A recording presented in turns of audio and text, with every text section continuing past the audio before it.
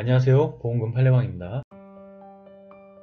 주요 우울증 병력자가 자택에서 목을 맨 경우 주치의가 자유로운 의사결정을 할 수 없는 상태로 진단하여도 최근 상태를 의미하는 것이 아니므로 자살보험금은 면책인지 여부에 대하여 서울중앙지법 2016나 687-9555 토대로 명확히 살펴보도록 하겠습니다.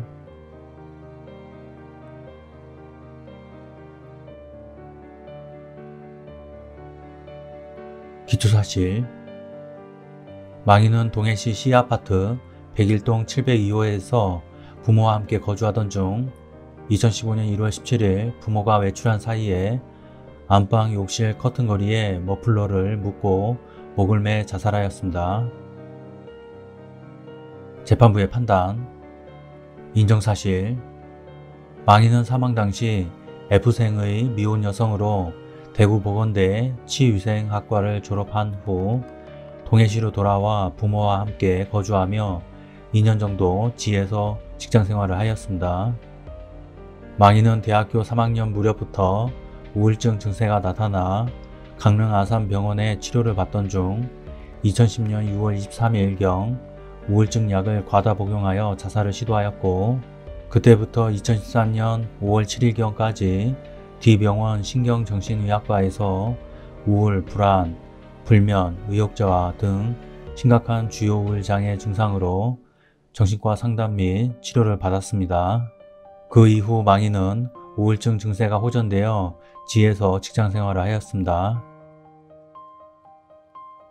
망인은 다시 우울증 증세가 심해져 2013년 8월 21일경부터 직장과 가까운 이 의원에서 우울증 증상으로 정신과 상담 및 치료를 받았는데, 주로 D병원에서 처방받은 약물과 같은 약물을 처방받았고, 마지막으로 내원한 2014년 11월 26일경에는 30일분의 약물을 처방받았습니다.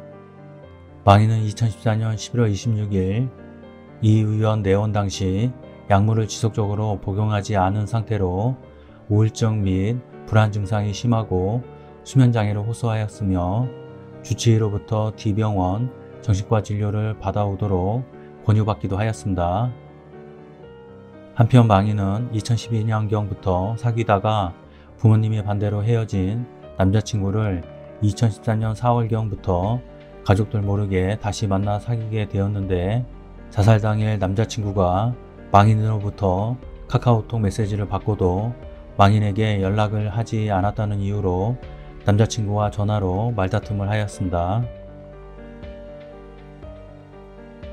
의학적 소견, D병원의 망인 주치의 2015년 4월 22일자 진료 확인서, 망인 우울증 정도가 상이었음, 망인과 같은 우울증 환자는 병이 악화되면서 심신상실로 인한 자유로운 의사결정이 불가능한 상태에서 자신을 해칠 가능성이 매우 높은 상태이고, 망인도 그 범주 내에 해당하였을 것으로 사료됨. 진료기록 감정의, 이 의원에서 망인에게 정신과 전문의 진료를 권유한 것은 망인의 우울감 및 불면 증상이 악화되는 양상으로 전문적인 정신과 치료가 필요하다는 판단에 의한 것으로 사료됨.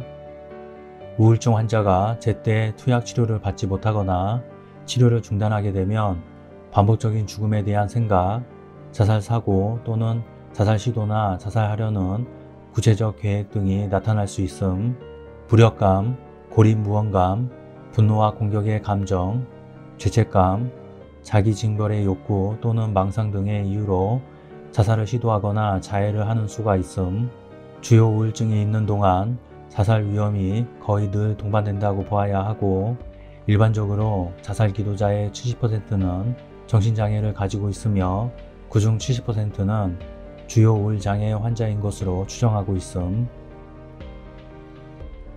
판단, 쟁점, 망인의 사망 당시 심신상실 등으로 자유로운 의사결정을 할 수 없는 상태였는지 여부, 망인이 자살할 당시 심신상실 등에 이를 정도로 급격한 심리적 불안정한 상태에 빠져 자유로운 의사결정을 할 수 없는 상태에서 사망의 결과를 발생케 하였다고 보기 어렵고 달리 이를 인정할 증거가 없습니다. 상세한 이유는 다음과 같습니다. 망인의 사망 당일 이루어진 망인 아버지와 형부의 각 경찰 진술에 의하면 망인은 사망 당일 평소와 다른 점이 없었고 외출하는 부모를 배웅하며 잘 다녀오라고 인사하였으며 평소 가족들과 사이가 좋았고 직장 생활을 하며 영화관에서 영화를 보기도 하는 등으로 망인과 함께 거주하는 가족들이 보기에 별다른 이상 없이 직장에 다니며 일상생활을 하였던 점 등에 비추어 보면 비록 망인이 우울증 등의 증세로 위와 같이 정신과 치료를 받았고 자살 당일 사귀던 남자친구와 메시지 답장 문제로 전화로 말다툼을 한 사정이 있다고 하더라도 위와 같은 사정에 의하여 망인이 자살 당시 망인의 우울증이 평소보다 더 악화되어 급격한 심리적 불안정한 상태에 빠졌다고 보기 어렵습니다. 비록 망인이 사망 무렵 부모 몰래 남자친구를 사귀었다고 하더라도 사귀던 남자친구와 어느 연인관계와 그다지 다를 바 없는 연인관계를 유지한 것으로 보이고 또한 특별한 문제 없이 약 2년 동안 지에서 직장생활을 꾸준히 한 점 등에 비추어 보면 망인의 우울증 등 증세가 망인이 사망할 무렵 일상생활을 하지 못할 정도로 심각한 상태였다고 보기는 어렵습니다. D병원의 망인 주치의가 앞서 본 2015년 4월 20일자 진료 확인서에서 제시한 소견은 위 주치의가 망인을 진료한 2010년 6월 23일경부터 2013년 5월 7일경까지 진료하였을 당시 망인의 우울증 등 증상에 기초한 것으로 보이고 그 이후에도 위 주치의가 망인을 계속 진료하였다고 볼 만한 자료가 없는 이상 위 주치의의 위 소견이 망인의 사망 당시 망인의 우울증 정도 및 심신상실 여부에 대한 것이라고 보기 어렵습니다.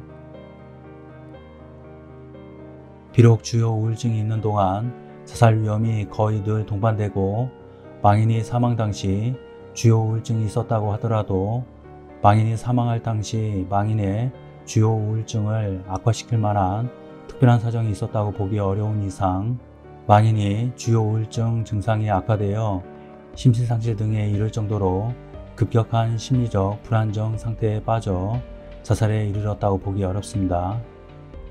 결론적으로 보험회사는 보험 수익자에게 상해사망보험금을 지급할 의무가 없습니다. 마치겠습니다. 긴 시간 시청해 주신 점 고맙습니다.